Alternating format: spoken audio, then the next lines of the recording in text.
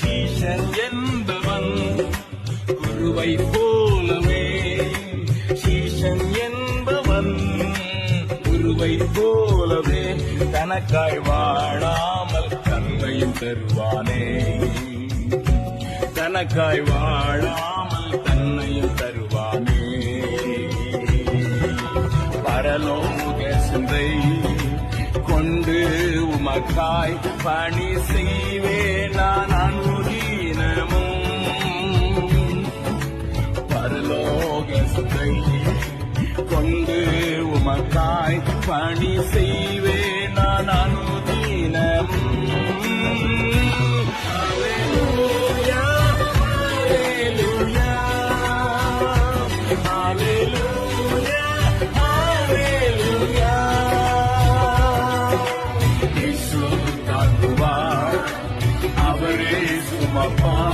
ஒரு போதும் கைவிடவே மாட்டார்.